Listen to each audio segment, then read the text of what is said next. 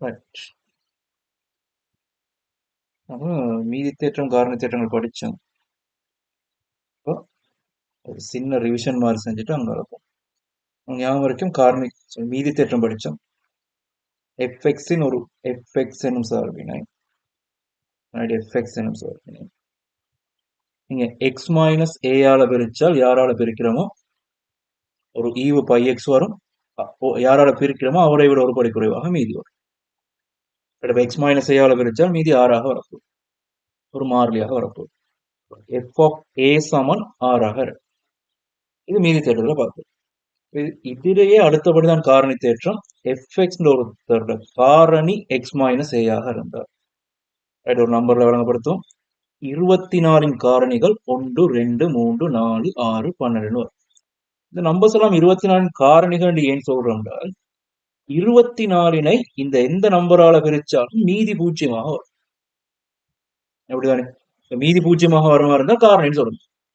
மீதி பூஜ்ஜியமாக வர்ற எல்லாத்துலயும் காரணி மீதி பூஜ்ஜியமாக வருமாக இருந்தால் உதாரணத்துக்கு 24 3ஆல பிரிக்கிற நேரம் மீதி பூஜ்ஜியமாக வரப்போதாக 24 ஒரு காரணி எனக்கு 3ன்னு சொல்லணும்.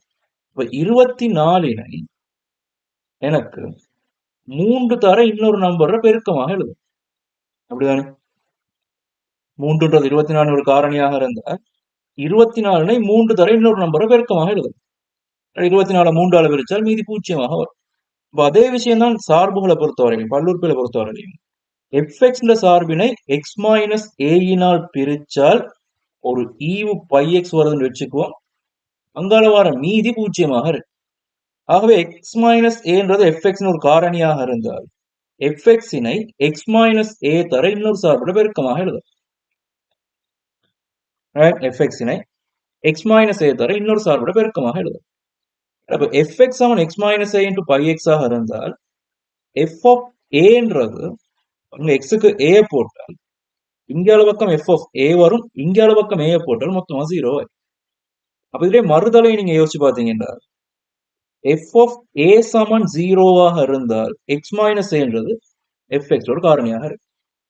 எஃப் ஆஃப் 1 சமன் 0ஆக இருந்தால் எக்ஸ் மைனஸ் 1ன்றது எஃப்எக்ஸ் ஒரு காரணி. எஃப் ஆஃப் மைனஸ் 1 சமன் 0ஆக இருந்தால் எக்ஸ் பிளஸ் 1ன்றது எஃப்எக்ஸ் ஒரு காரணி. ரைட்?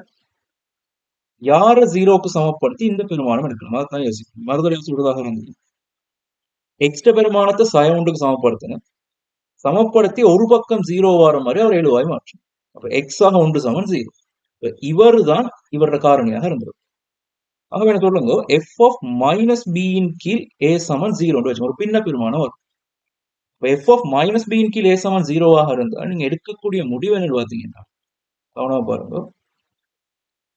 எக்ஸின் பெருமானம் மைனஸ் பியின் கீழ் ஏ ஆகுமாக இருந்தால் குறுக்கு பெருக்கி ஒரு பக்கம் 0 ஆக்குற நேரம் ஏஎக்ஸ் ஆக பீண்டு வரும். இப்ப ஏஎக்ஸ் ஆக பீன்றது ஒரு காரணியாக அமையும். உதாரணத்துக்கு எஃப் ஆஃப் ஹாஃப் சமன் 0ஆக இருந்தால் 2x மைனஸ் 1 சமன் ஒரு காரணியாக இருக்கு. ரைட்? இவர் சமன் 0ன்னு போட்டதுல 2x ஒரு காரணியாக அமையும். சரிதானே? அப்படிதான் காரணி தேற்றம் கணக்குகள் கொஞ்சம் பார்ப்போம்.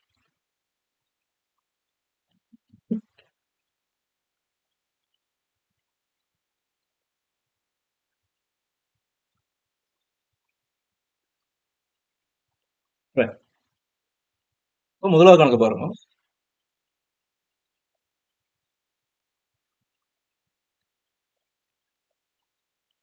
முதலாவது கணக்குல சொல்லப்பட்டிருக்குது எக்ஸ் கணம் சாய 4x வர்க்கம் சாய எக்ஸ் ஆக. அப்போ எஃப்எக்ஸ் ஒரு சார்பு அவருக்கு பெயர் வச்சுக்கோம். எக்ஸ் கணம் சாய 4x வர்க்கம் சக எக்ஸ் ஆக. இப்ப இவர் எஃப்எக்ஸ் ஆக இருந்தால் நீங்க யோசிக்கணும் யார் எக்ஸுக்கு என்ன பெருமானத்தை போட்டு ஒரு 0 ஆக்கல். உதாரணத்துக்கு எக்ஸ் நான் 1 போட்டு இந்த முழுச்சதும் 0 ஆகுமாக இருந்தது. எக்ஸ் மைனஸ் 1 இவர் ஒரு காரணம். அது எக்ஸுக்கு நீங்க வேற ஏதோ ஒரு நம்பரை போட்டு இவர் 0 ஆகுவரா இருந்தால் அதை வச்சு எனக்கு உதாரணத்துக்கு ஏ ஒரு நம்பரை போட்டு 0 ஆகுவரா இருந்தால் எக்ஸ் மைனஸ் ஏ ஒரு காரணம். இப்ப யாருக்கு எக்ஸுக்கு என்ன பெருமானத்தை போட்டு இவரை 0 ஆக்கலாம் அதை கண்டுபிடிக்கிறது அவங்களோட நோக்கமாக இருக்கு. எக்ஸுக்கு நீங்க என்ன பெருமானம் போடலாம்னு கேட்டால் நிறைய பெருமானங்கள் உங்களோட தலைக்கு வந்து ஒன்று வைக்கும். 1 போடலாம், 2 போடலாம், 4 5 12 யார் வேணாலும் போடலாம். இப்ப யார போடணும்னு முடிவு இருக்குது எக்ஸுக்கு நீங்க என்ன பெருமானத்தை போட்டு ஜீரோ ஆக்கலாம்னு முடிவு எடுக்கக்கூடிய சில முக்கியமான பெருமானங்கள், அதாவது என்னென்ன பெருமானங்கள் பொருத்தமான பெருமானங்கள், இதுக்கு ஒரு முறை ஒன்று காணப்படுது. பாருங்க, இந்த எக்ஸ்ன்றது எஃப்எக்ன்றது மூன்றாம் படி சார்பு. இந்த மூன்றாம் படி சார்புல எக்ஸ் கணத்தின் குணகம் ஒன்றாக இருக்கு. அப்படிதானே? எக்ஸின் உயர்படியின் குணகம் ஒன்றாக இருக்கு. இப்படி இந்த எக்ஸின் உயர்படியின் குணகம் ஒன்றாக இருக்கிற நேரம் கடைசியா காணப்படுற இந்த மாறிலியை மட்டும் பாருங்க ஆர். இந்த ஆறின் காரணிகள் 1, 2, 3, 6 மட்டும்தான். அப்ப இந்த நம்பர்ஸ்க்கு பிளஸ் ஓ மைனஸ் பிரதிட்டு பார்த்தால் யாரும் ஒருத்தர் ஜீரோ ஆகும். இந்த பெருமானங்கள் மட்டும்தான் நாங்க பிரதிட்டு பார்க்க போறோம். மொத்தமாக 8 பெருமானங்கள் காணப்படுது.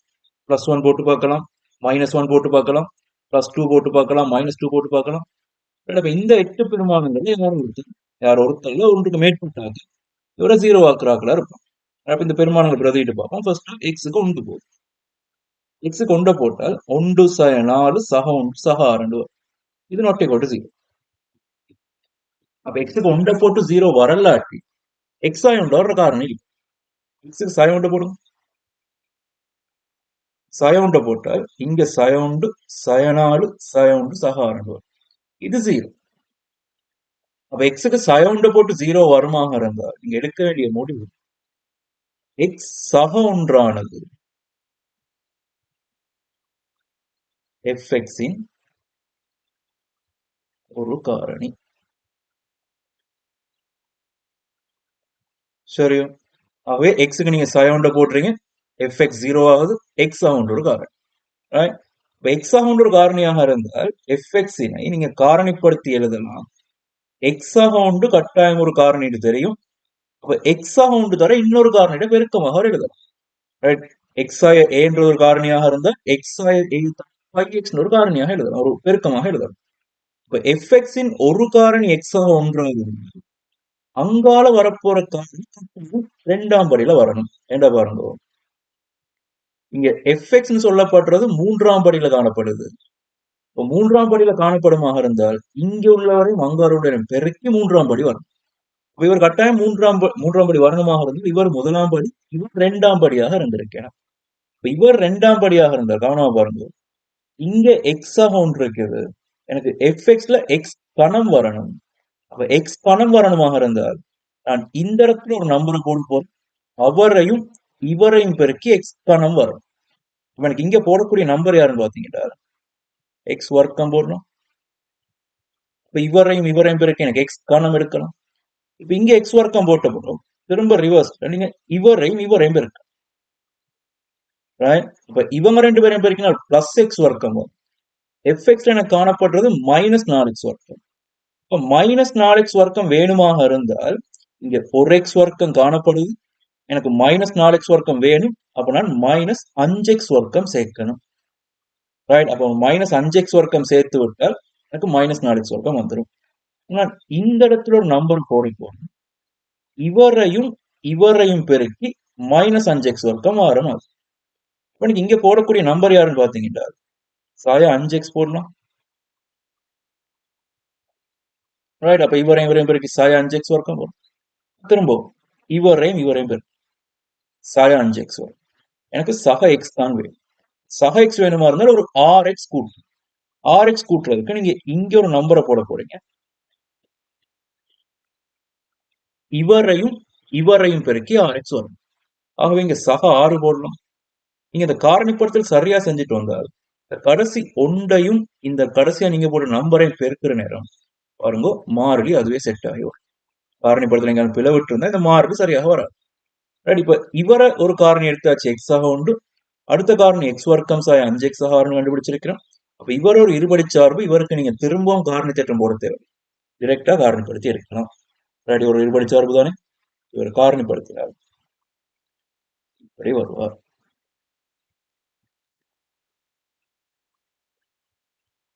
எக்ஸ் ஆக உண்டு ஒரு காரணி, எக்ஸ் வர்க்கம் சாய 5x ஆறு காரணிப்படுத்தினால் எக்ஸ் ஆய 2 எக்ஸ் ஆய 3.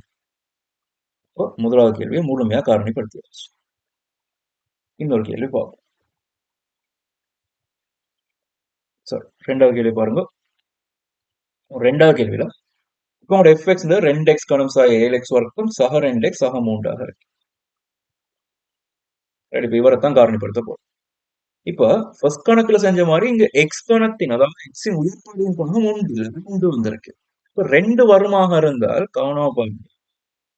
எக்ஸ் கணத்தின் குணகத்துக்கு முன்னாடி ஒரு நம்பர் வருமாக இருந்தால் இந்த மாதிரி ஒரு ஃபார்மேட்ல ஒரு காரணியாக இருந்திருக்கு. உதாரணம் சொல்றேனே, இவரை காரணிப்படுத்தினா இப்படி வராது. நான் உதாரணத்துக்கு சொல்றேன். இப்ப இவரையும் இவரையும் இவரையும் பெருக்கிதான் நம்மளோட எக்ஸ் கணத்தின் குணகம் வரும். இப்ப எக்ஸ் கணத்தின் குணகத்துக்கு முன்னால 2 வரணுமாக இருந்தால் இந்த 2x ஒன்று மாதிரி ஒரு காரணியும் இருக்கு இருந்திருக்கணும். இப்ப இவர் பூஜ்ஜியமாக்கூடிய எக்ஸின் பெருமானம் 1/2 என்ற பின்ன பெருமானம். இப்ப இவர் எஃப் ஆஃப் மைனஸ் பி இன் கீழே என்ற ஃபார்மேட்ல வரப்போம். இப்ப பின்ன பெருமானத்தை போட்டும் இவர் 0 ஆகுவாரா இருந்தால் நீங்க என்ன பின்னத்தை தெரிவு செய்யற? 1/2 போடுறதா, 1/4 போடுறதா, 2/3 போடுறதா? யாரை போட்டு இவரை 0 ஆக்கலாம்? பின்னம் நிறைய பின்னங்கள் என்ன சொல்லலாம், ஏகப்பட்ட பின்னங்களை எனக்கு பிரதிட்டு கொண்டே போகலாம். முடிவில்லாம பிரதியிட கூடியதா இருக்கிறனால பாருங்க அந்த பின்னங்களை கண்டுபிடிச்சு கொள்றதுக்கும் ஒரு சின்ன ஒரு ஷார்ட்கட் ஒன்று இருக்கு. சொல்றேன், நீங்க கவனமா பாருங்க.